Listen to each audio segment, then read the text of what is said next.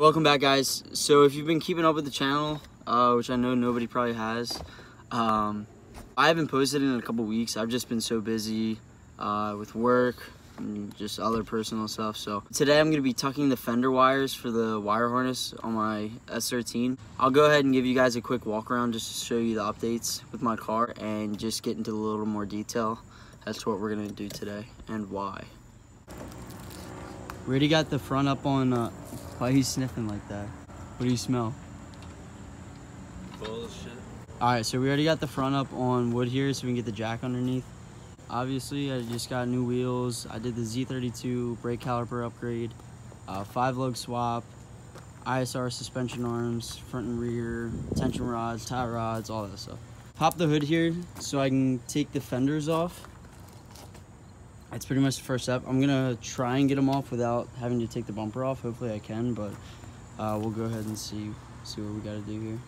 So another really important thing, you wanna always make sure that you're wearing proper foot protection when you're working on your car. So I'm rocking out with these Sperry's right now. They are steel toe, that's a must. But yeah, safety first, guys. So for those of you guys that don't know, I mean, I would imagine you're probably only watching this video because you're looking how to do it yourself. But basically, the wire harness sits right up in the wheel well here. So you might be able to see, you might not. And since I lowered the front, the tire actually is rubbing through the wire harness. It started to chew up a couple of the wires, but luckily I kind of caught on to it. So I'm gonna go ahead and take the fenders off and kind of tuck the harness up further in the fender well so that it's not like right on top. It's kind of more located on the side so the tire won't rub. So I'm gonna pop this corner light out, which I think is just a screw right here, and then it should just pull out and take these 3 bolts off up top. And if I'm not mistaken, all right, so there is some bolts on the side as well, up top, down there, and then I think there's some on the bottom of the fender, and probably holding the bumper to the fender as well, which I might be able to get to by just squeezing through here. Hopefully, so I don't have to jack the whole car up and take the bumper off. Yeah, is this thing on? I think it's recording, but the lights are. I'm gonna show you guys how to pop this out. But first I need somebody to show me. I got a hammer. Yeah, let me get that. Come on, man. 110% you're gonna break the clip.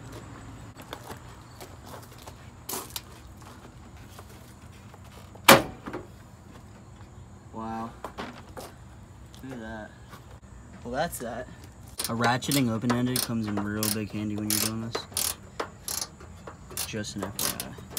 Alright, so I'm being mad lazy right now and just don't feel like taking the wheel off, so I got this 1/4 inch with like a really long extension, and it's going down to these fender bolts here that go to the bumper.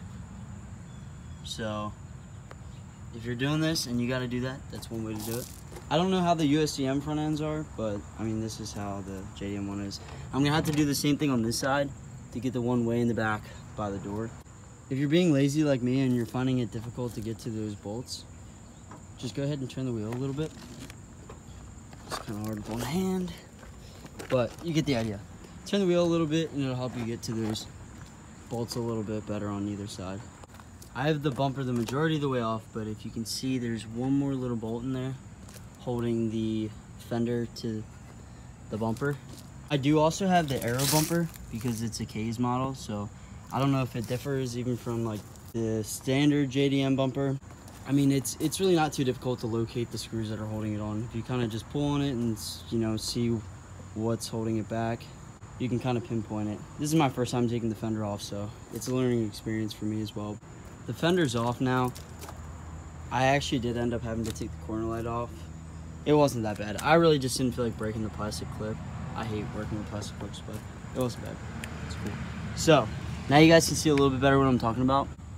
I'm gonna go through individually tape all of them off with electrical tape. Oh, sorry, this glare is a pain. But so you can see the wire harness there. Alright, so you can see the wiring harness there. Started to rub through, but I'm gonna go through and individually tape them off with electrical tape. Then also, I want to see about flattening this part out. You can tell it's been kind of digging into my tire when I hit really hard bumps. I don't see any actual slices in the tire. All right, maybe there's a little bit of slicing in the tire. I can't really tell. But it's starting to rub some of like the paint off. So it's definitely rubbing through there. Didn't get that hammered flat maybe, which I'm probably gonna have to take the wheel off for. Oh well, no, we'll see. But for now, I'm gonna go ahead and pull this wiring harness out. We're gonna kind of mount it up on the side here, so with the travel of the wheel, it won't be rubbing through. I undid all the clips for the harness, so definitely some penetration there, and you can actually see it did even completely splice. I think 2 different wires that I can see. I'm going to cut this tape back just to get more exposure to the wires here, so I can separate everything a little bit better, some more room to work with. I'm gonna give you guys an idea before I start working on that, how we're going to tuck this. The last cutting wheel for my grinder broke, so I'm going to try using tin snips to cut out a section of this. Basically, after you do that, you'll fold this up just so it leaves a little access hole here. So you can tuck the harness up like that, and then I'll have to drill a couple holes into here so I can zip tie the harness up to the side of the frame there. If you smack my fender, I'm gonna smack you. What fender?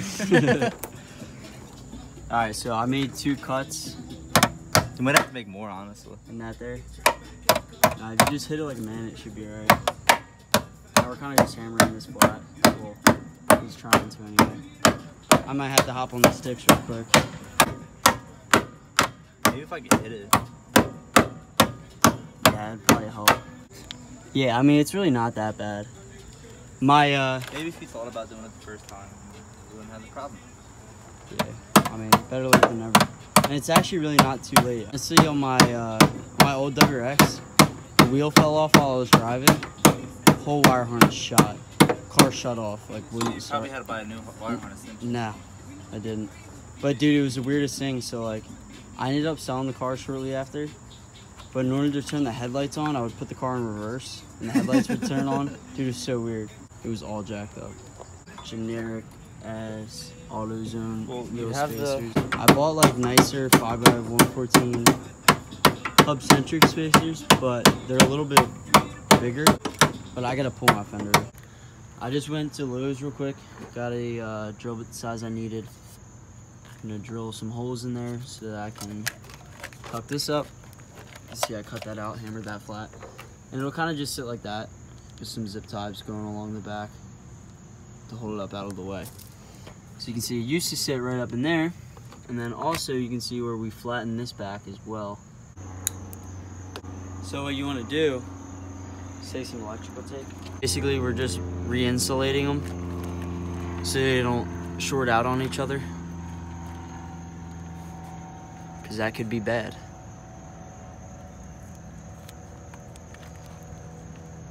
Now, the more you trim this stuff back, the easier it's going to be to work with these wires, but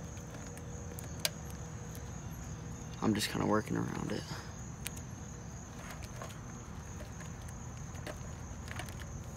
Ta-da. I'm just going to do that for each and every single one here. I think there's like 4 more, and we should be all set. We can start tucking the harness up.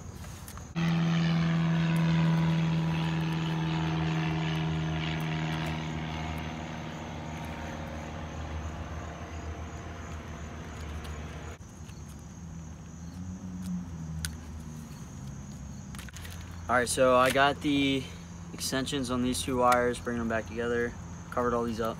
So I'm just gonna go ahead and tape up the rest of the harness all as one solid unit, slide it back in this little conduit type shit. She'll be rocking and rolling.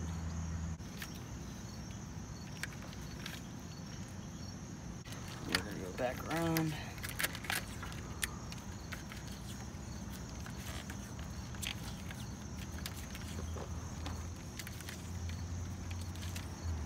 So I'm gonna drill 2 holes like I did here, just one on top and one right here. That way I can kind of wrap the zip tie around and it'll help pull it up more. So cuts through like butter.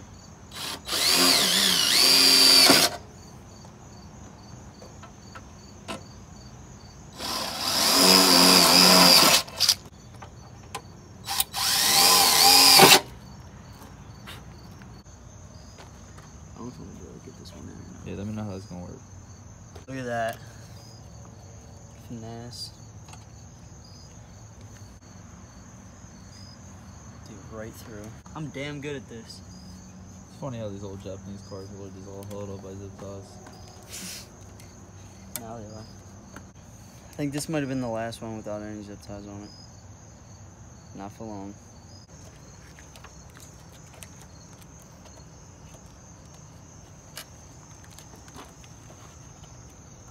Thanks.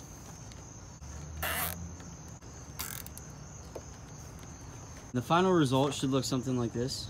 So now it's all tucked up. I used about 5 zip ties on the top here. Should hold up no problem.